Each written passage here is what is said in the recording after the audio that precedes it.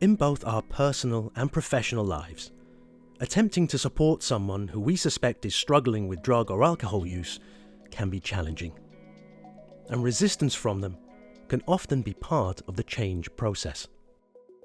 When bringing up the issue for the first time, it's best to start by asking open questions, like, "Can you tell me a little about your drug or alcohol use?"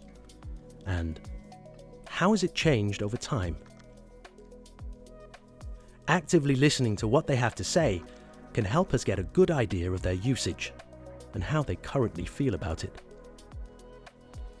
When contemplating life changes, people tend to be in one of a number of key stages. The pre-contemplative stage, where they are not considering the need for change. The contemplative stage, where they are actively ambivalent about the need for change. The preparation stage, where they start planning to make changes. The action stage, where they are actively involved in putting changes into action. And the maintenance stage, where they will be working on maintaining and sustaining long-term change.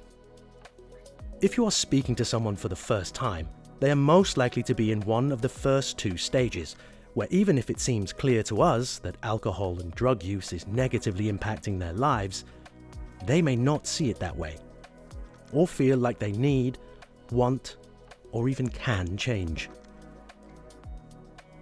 They may see some of the consequences as negative, but feel their drug or alcohol use helps them to cope, and therefore have some conflicting feelings about abstaining or reducing their intake. Or they may be at a later stage, ready and willing to change.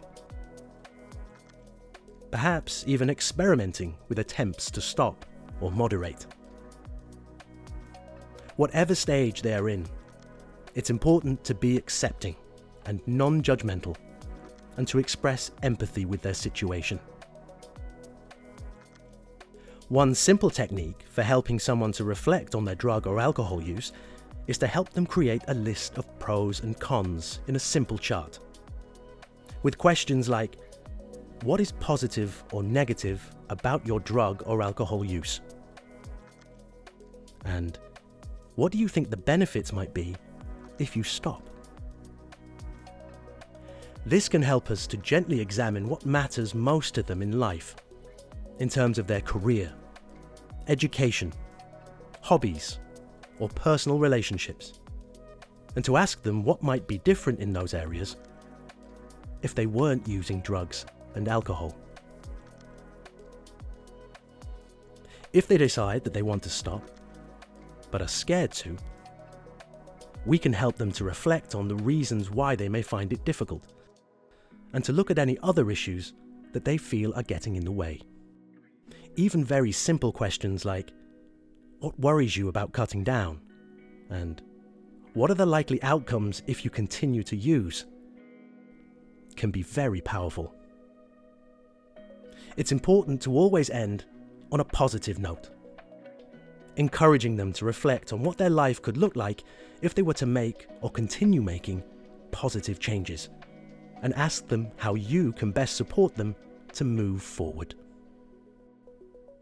Ultimately, the decision to change can only come from the person you are working with, which is why the questions in this animation have been designed to give them space to express and present their own reasons for and against a new way of life, to help them to recognize the differences between where they are and where they could be, and to empower them to make new choices and to take new responsibility for their own actions.